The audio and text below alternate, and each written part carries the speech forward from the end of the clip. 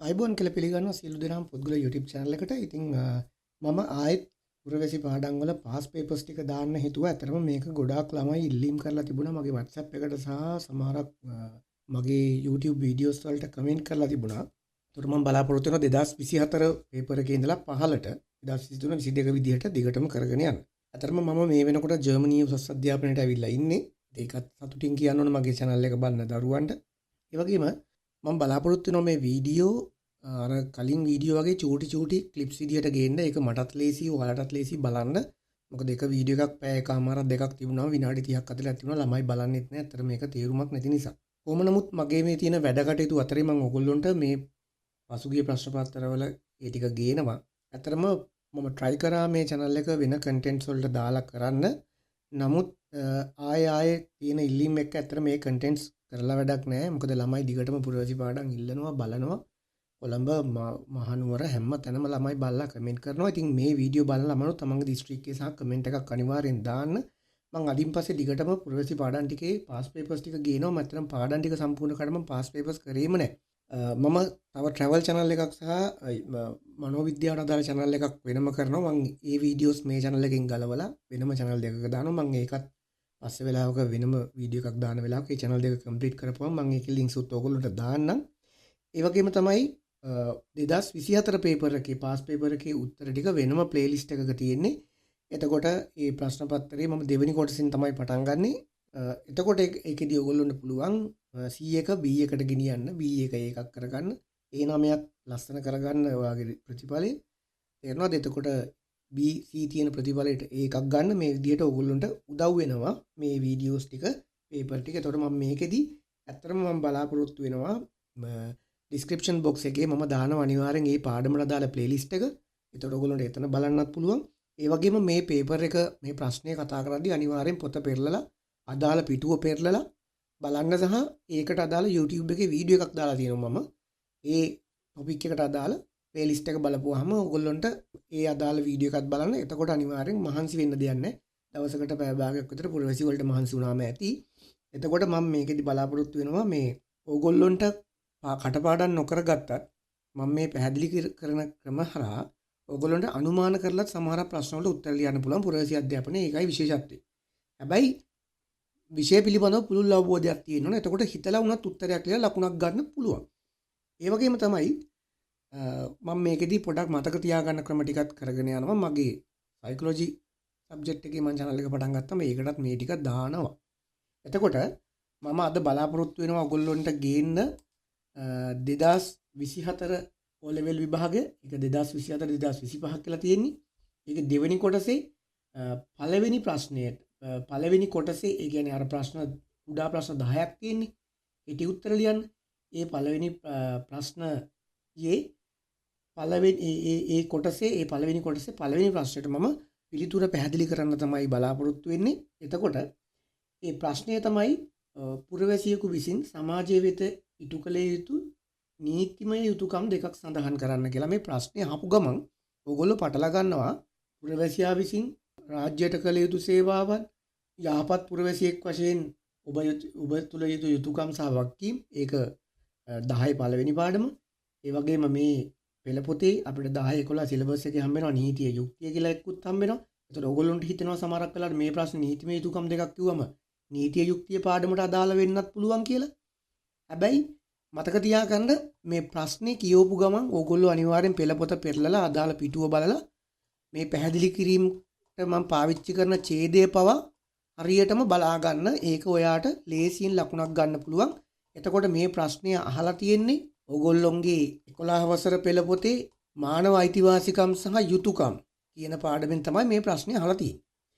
එතකොට මානව අයිතිවාසිකම් හා යුතුකම් කියන එක ඔයගොල්ලන්ට මම පැහැදිලි කරන්න ඕන කියලා මම හිතන නිසා මෙන්න මෙහෙම මම ඔයගොල්ලන්ට පැටලෙන තැනක් තමයි මේ අයිතිවාසිකම් මානව අයිතිවාසිකම් සහ මූලික අයිතිවාසිකම් කියන එක පැටලෙනවා. ඒ නිසා මම මේ පාඩමේ මේ ප්‍රශ්නේ කතා කරනකොටම ඒකත් කතා කරනවා. දැන් ඕගොල්ලෝ පෙරලා ගන්න මගේ YouTube එකෙත් ඕගොල්ලන්ට ඒ වී ක්ලිප් එක බලන්න මම ඒක ගොඩක් දුරට පැහැදිලි කරනවා. ඕගොල්ලෝ 11 වසර පෙළ පොතේ 49 වෙනි පිටුවේ තියෙනවා රූප සටහනක් 3 රූපයේ අයිතිවාසිකම් මානව අයිතිවාසිකම් මූලික අයිතිවාසිකම් කියලා රවුන්ඩ් 3ක් ඇඳලා. එතකොට මතක තියාගන්න අයිතිවාසිකම් කියන්නේ පුළුල් සංකල්පයක්. අයිතිවාසිකම් සත්තුන්ටත් තියෙනවා. පරිසරයටත් තියෙනවා. මුහුදටත් තියෙනවා. ගස් කොළන් වලටත් තියෙනවා. හැම එකාටම අයිතිවාසිකමක් තියෙනවා. දැන් ඕගොල්ලෝ දන්නවනේ මුහුදට අදාළව නීතියක් තියෙනවා. කැලෑ ආරක්ෂා කරන්න වෙනම නීතියක් තියෙනවා. එතකොට ඒකට අදාළ නීතියක් තියෙනවා. ඒ අයිතිවාසිකම් කියන්නේ ඊටාම පුළුල් සංකල්පයක්. මානව අයිතිවාසිකම් කියන්නේ මිනිස්යාට මේ ලෝකයේ මිනිසෙක් වශයෙන් උපදින ඕනෑම එකෙකුට මානව අයිතිවාසිකම් කියන එක තියෙනවා. එතකොට ඔන්න සත්තුන්ට ගහකොළ වලට නැති මිනිස්සුන්ට විතරක් තියෙනම අයිතිවාසිකම් මානව අයිතිවාසිකම්. එතකොට අයිතිවාසිකම් කියන්නේ ලොකු රවුම ඊට ඒක ඇතුලේ එක රවුමක් තමයි මානව අයිතිවාසිකම්. ඊට පස්සේ මූලික අයිතිවාසිකම් කියන්නේ දරුවනේ එක් රාජ්‍යයන් තුල පිළිගන්න අයිතිවාසිකම් වර්ග තියෙනවා. මූලික අයිතිවාසිකම්.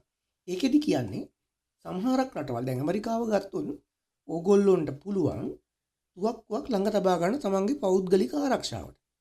ඒක ඒගොල්ලොන්ගේ මූලික අයිතිවාසිකම. හැබැයි ලංකාවේ ආණ්ඩුක්‍රම ව්‍යවස්ථාවේ කොතනකවත් තමන්ගේ ආරක්ෂාවට කඩෙන් ගිහිල්ලා සල්ලි දීලා තුවක්කුවක් තියාගන්න බෑ. තුවක්කුවක් තියාගන්න පුළුවන් විශේෂ අවශ්‍යතා ටිකක් තියෙනවා ඔය මැති ඇමතිවරුන්ට, රාජ්‍ය ඉහළ නිලධාරීන්ට. ඒ වගේ අයට පුළුවන් සාමාන්‍ය ජනතාවට එහෙම තුවක්කුවක් ළඟ තියාගන්න. ඒ ඇරෙන්න සාමාන්‍ය මිනිස්සුන්ට තුවක්කුවක් මිලදී ගන්න බෑ. එතකොට ඕගොල්ලොන්ට මානව අයිතිවාසිකම් යුතුයකම් කියන මානව අයිතිවාසිකම් කියන එක පැහැදිලි වුණා. යුතුයකම් කියන්නේ ඕගොල්ලෝ සමාජයට, ගුරුවරුන්ට, රාජ්‍යයට, දෙමව්පියන්ට ඉටු කරන්න තියෙන යුතුයකම්. එතකොට යුතුයකම් කොටස් දෙකකට බෙදෙනවා. එකක් තමයි නීතිමය යුතුයකම්, අනිත් එක සදාචාරාත්මක යුතුයකම්. දැන් මේ ප්‍රශ්නේ අහලා තියෙන්නේ නීතිමය යුතුයකම් දෙකක් සඳහන් කරන්න කියලා. එතකොට ඔයගොල්ලෝ දැන් පෙරලා ගන්න පිටුව 78 ඒකේ 6 රූප සටහන්. මේ රූප සටහනේ තියෙනවා යුතුයකම කොටස් දෙකකට බෙදෙනවා. නීතිමය යුතුයකම සහ සදාචාරාත්මක යුතුයකම කියලා. එතකොට මේ ප්‍රශ්නේදී නීතිමය යුතුයකම් කතා කරන්නේ. නමුත් මම මේකෙදි සදාචාරාත්මක යුතුයකම් කියන එකත් පොඩ්ඩක් පැහැදිලි කරලා එන්න. සදාචාරාත්මක කියන්නේ මේක කොහෙවත් පොතක ලියලා නැහැ. නීති වගන්ති වල නැහැ. අපේ සංස්කෘතියෙන්, අපේ දෙමෝපියන්ගෙන්, අපේ ආගමෙන් අපිට උගන්වන දේවල්.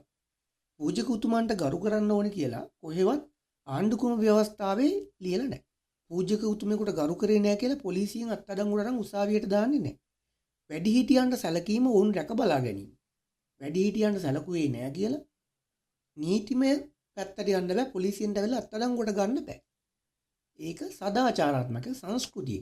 හැබැයි ඔයා පූජකයෙකුට ගරු කරේ නැත්නම්, වැඩිහිටියන් සැලකුවේ නැත්නම්, ඕම් රැක බලා ගත්තේ නැත්නම් සමාජයේ අසල්වැසියෝ නෑ දැන් ඔයාට පරිභව කරනවා, ඔයාට බනිනවා. අන්න ඒවා සදාචාරාත්මක යුතුයකම්.